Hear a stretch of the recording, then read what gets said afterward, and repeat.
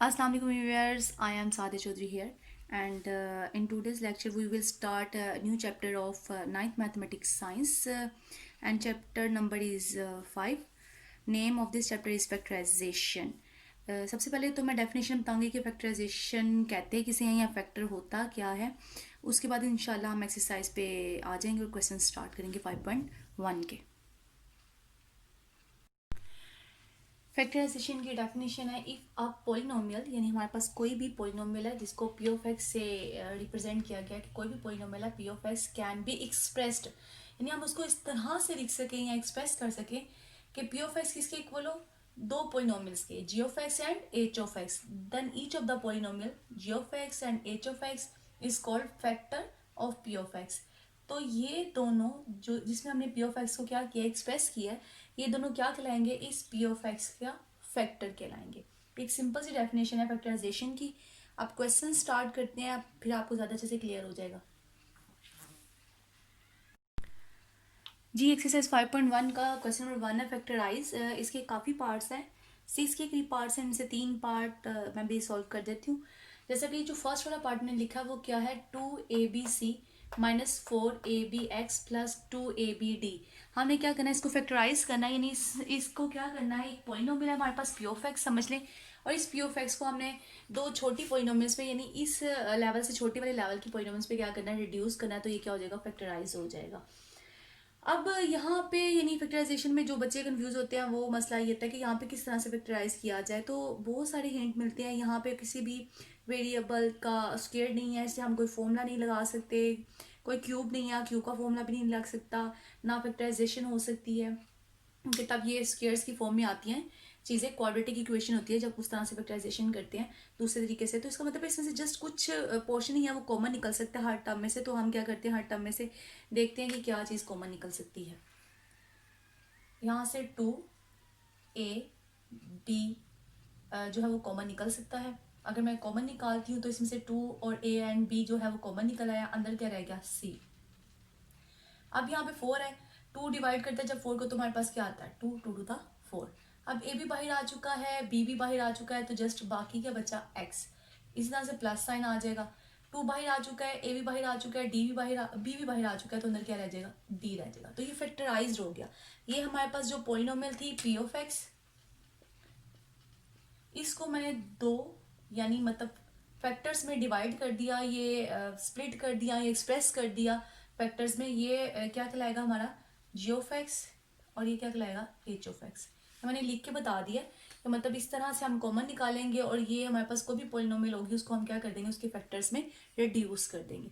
एक पार्ट 1 लिखा था, अब इस तरह से नेक्स्ट पार्ट देखते हैं एक और। जी हमने पार्ट नंबर 4 लिखा और ये पार्ट नंबर 4 की स्टेटमेंट है कि 5ab² c cube minus 10a² b cube c minus 20a cube b and c square. ये और हमने इसको क्या करना है, फैक्टराइज करना है। फैक्टराइज क्या होगा कि सब टर्म में से जो चीज़ कॉमन निकल सकती है वो हम कॉमन निकाल लेंगे। 5 कॉमन निकल सकता है, a निकल सकता है, b निकल सकता है और c कॉमन निकल सकता है।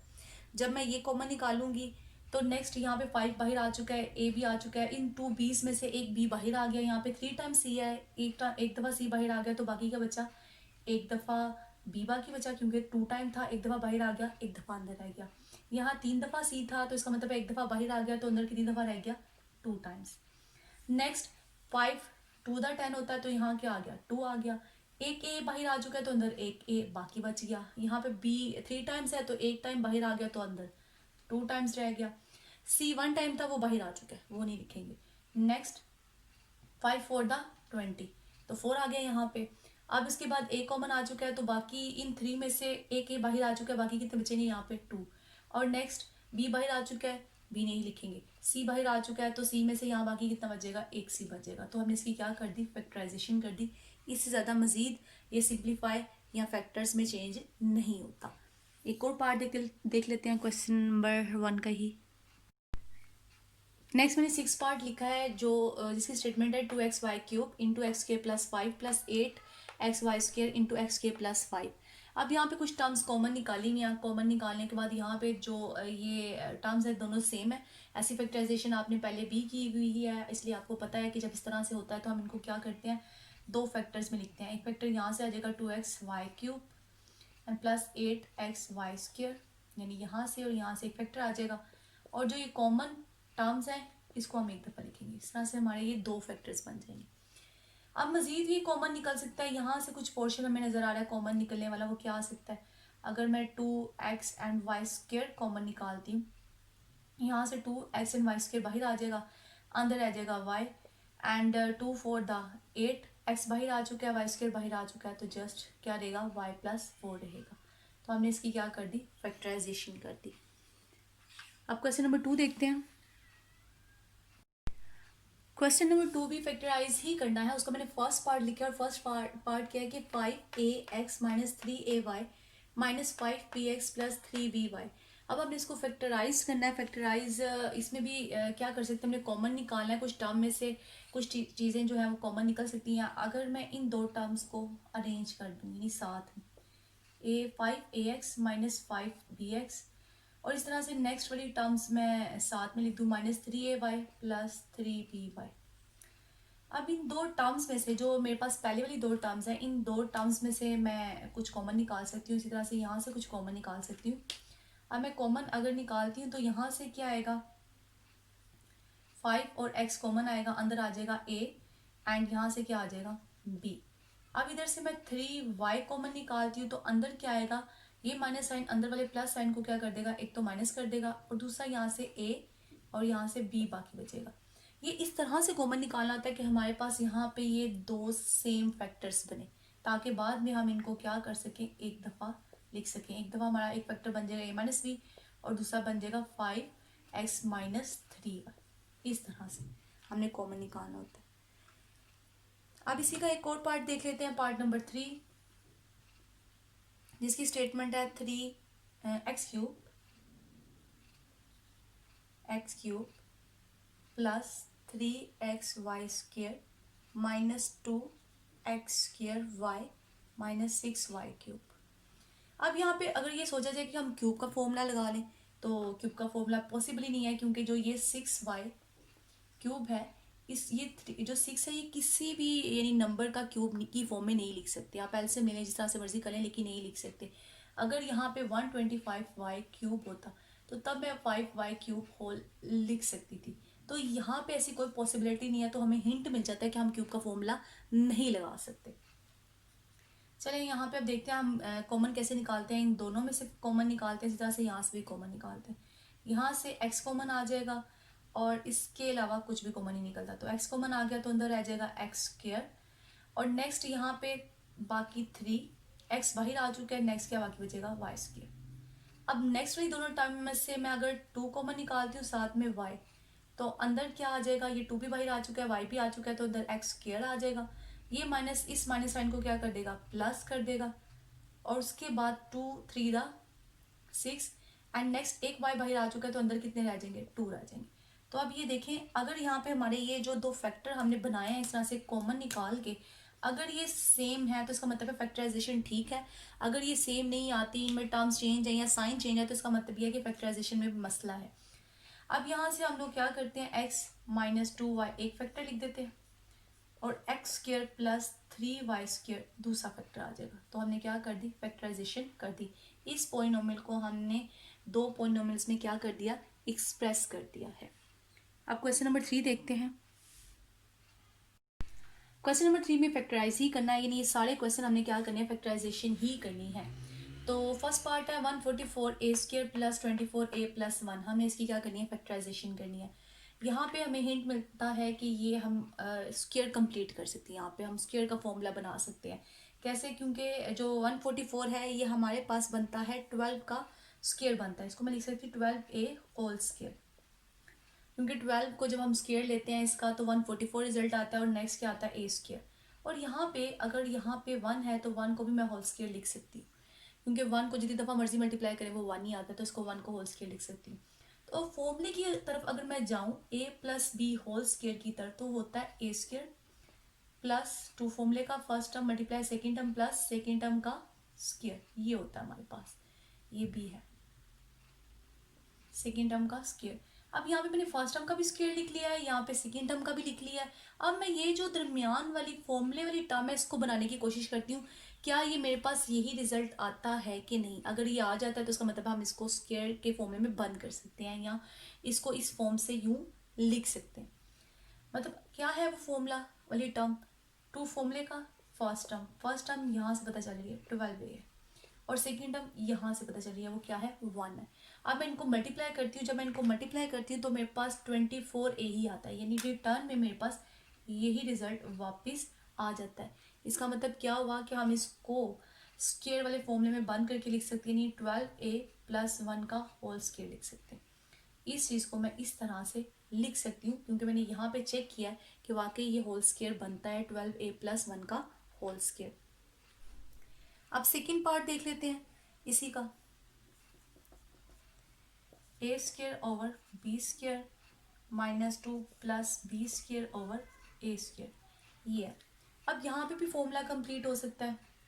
अब मैं यहाँ पे अगर लिखूँ a/b क्या लिख सकती हूँ होल स्क्वायर, और इसी तरह से इस वाली टर्म को लिख सकती हूँ b/a होल स्क्वायर।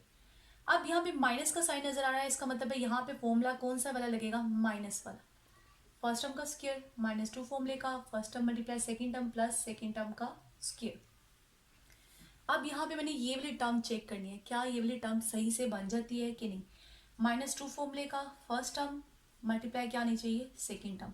अब फर्स्ट टर्म क्या है? ये a/b और सेकेंड टर्म क्या है? b/a। अब ये सारी आपस में b से कैंसिल हो जाएगा, a से कैंसिल हो जाएगा और मुझे रिटर्न में वापस क्या मिलेगा?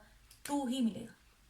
तो इसका मतलब ये हुआ कि ये जो मैंने होल स्क्वायर वाला फॉर्मूला लगाने की ट्राई किया ये बिल्कुल ठीक है, और यहाँ पे मैं लिख सकती हूँ a/b - b/a का होल स्क्वायर। इसी तरह इसके जो बाकी पार्ट है पार्ट नंबर 3 एंड 4 भी सेम इसी तरह से है, वो भी होल स्क्वायर का ही फॉर्मूला क्या होगा? कंप्लीट।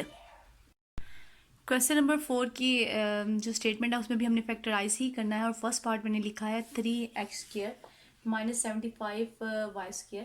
ये मेरे पास इसका फर्स्ट पार्ट है। इस फर्स्ट पार्ट को हम कैसे सॉल्व करेंगे? हम इसमें से सबसे पहले तो 3 कॉमन निकालते हैं क्योंकि इसके अलावा हमें कुछ भी नज़र नहीं आता कॉमन क्या निकाले। तो 3 कॉमन निकाले तो अंदर क्या आता है? x² माइनस जब हम इसको डिवाइड करेंगे तो आएगा 25y²। नेक्स्ट इसके बाद मैं क्या कर सकती हूँ? इसके बाद मैं लिख सकती हूँ x whole square. Next -5y whole square लिख सकती हूँ क्योंकि जो 5 है इसका जो स्क्वायर होता है वो किसके इक्वल होता है? 25 के। तो मैं इस तरह से लिख सकती हूँ। तो एक फॉर्मूला है हमारे पास कि अगर a² - b² हो तो हम लिख सकते हैं a - b × a + b। इसको हम प्रोडक्ट की फॉर्म में लिख सकते हैं, और एक दफ़ा वो फैक्टर माइनस में और एक दफ़ा वो फैक्टर प्लस साइन के साथ। तो इसी तरह से मैं इस वाले चीज़ को जो मेरे पास ये है इसके ऊपर मैं ये फॉर्मूला अप्लाई करती हूँ तो क्या लिखूँगी? x - 5y × x + 5y। तो मैंने फैक्टराइजेशन कर दी है। मैंने इस पॉलिनोमियल को 3 पॉलिनोमियल्स में शिफ्ट कर दिया 1 2 3।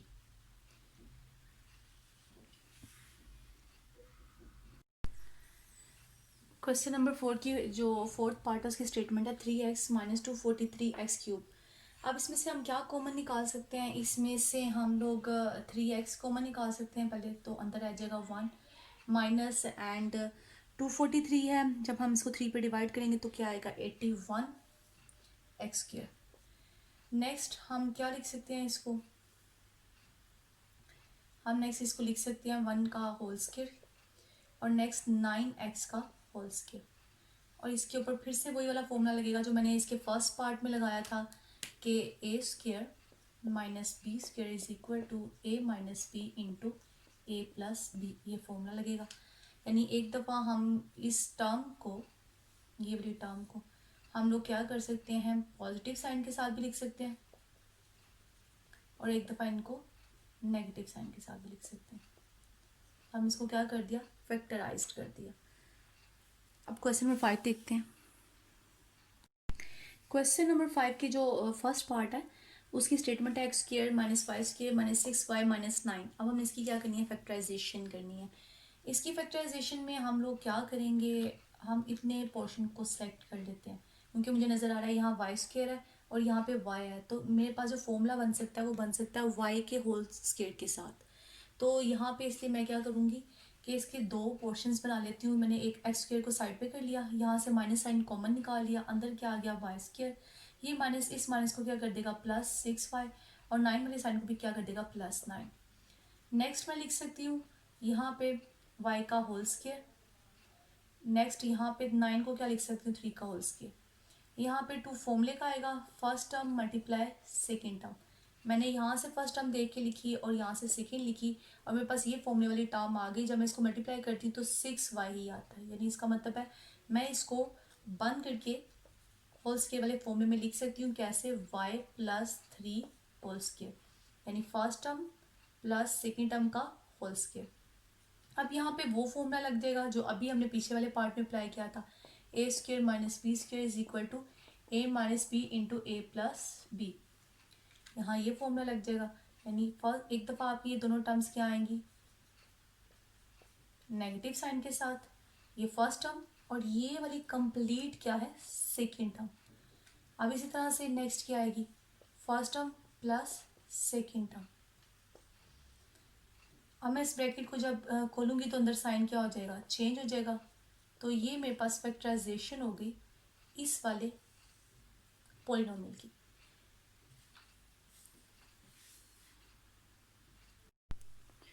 अब मैंने पार्ट नंबर 5 लिखा है जिसकी स्टेटमेंट है 25x² - 10x + 1 - 36z²।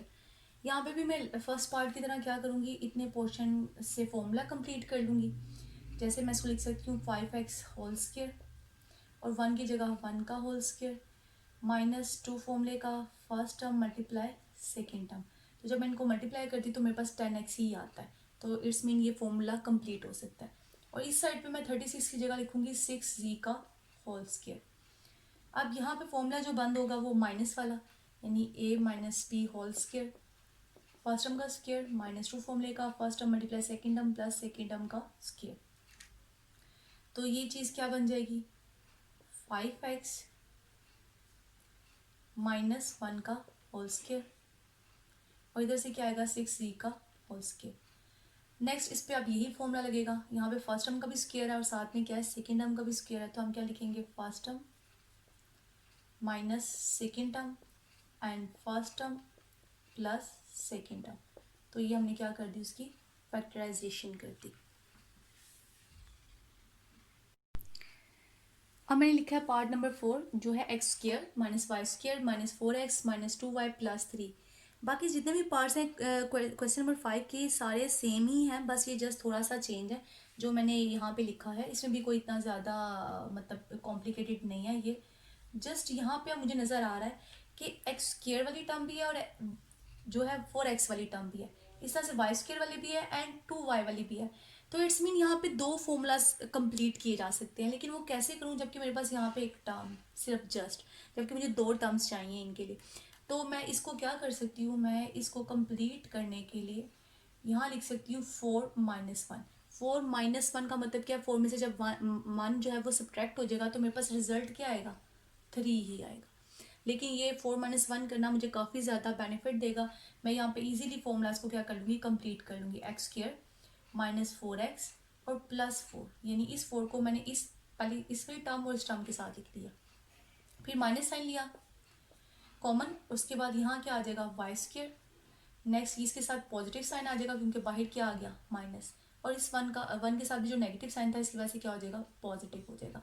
इस तरह से मैंने 3 टर्म्स इस यहाँ पे कंबाइन कर लिया और 3 टर्म्स मैंने यहाँ पे कंबाइन कर लिए। अब मैं यहाँ पे फॉर्मूला कंप्लीट करके दिखाऊंगी कि हमारे पास क्या आएगा फर्स्ट टर्म का स्क्वायर, नेक्स्ट सेकेंड टर्म का स्क्वायर, -2 फॉर्मूले का फर्स्ट टर्म, और यहाँ से क्या आएगा सेकेंड टर्म और प्लस साइन, यहाँ माइनस एज इट इज़, और यहाँ पे भी क्या करूँगी फर्स्ट टर्म का स्क्वायर प्लस सेकेंड टर्म का स्क्वायर +2 फॉर्मूले का first term multiply second term, और यहाँ से मेरे पास फॉर्मूला क्या आएगा x - 2 का होल स्क्वायर, यहाँ पे फॉर्मूला लगेगा a - b होल स्क्वायर वाला, और इस साइड पे फॉर्मूला लगेगा y + 1 होल स्क्वायर, यानी a + b होल स्क्वायर। अब नेक्स्ट यहाँ पे जो फॉर्मूला लगेगा यहाँ वही फॉर्मूला लगेगा फिर से a square minus b square is equal to a minus b into a plus b, क्योंकि ये दो टर्म्स है हमारे पास, एक ये कंप्लीट टर्म है और एक ये कंप्लीट टर्म है, ये होल स्क्वायर में है, तो मैं इन दोनों को क्या कर सकती हूँ, एक दफ़ा ऐड करके लिख सकती हूँ और एक दफ़ा मैं इनको सब्ट्रैक्ट करके लिख सकती हूँ। जब मैंने इनको ऐड किया और ब्रैकेट्स ओपन की तो साइन चेंज नहीं होंगे, वो एज इट इज़ आ गए, और इस साइड पे साइन चेंज होंगे, minus y and minus one हो जाएगा, और यहाँ से x plus y minus one आ जाएगा, और यहाँ से x minus y minus three आ जाएगा। तो ये इसकी हमने क्या कर दिया, फैक्टराइजेशन कर दिया। 5.1 कंप्लीट हो गया है। मेरे चैनल को सब्सक्राइब और लाइक ज़रूर करें। इंशाल्लाह नेक्स्ट वाले लेक्चर में हम 5.2 करेंगे। अल्लाह हाफिज़।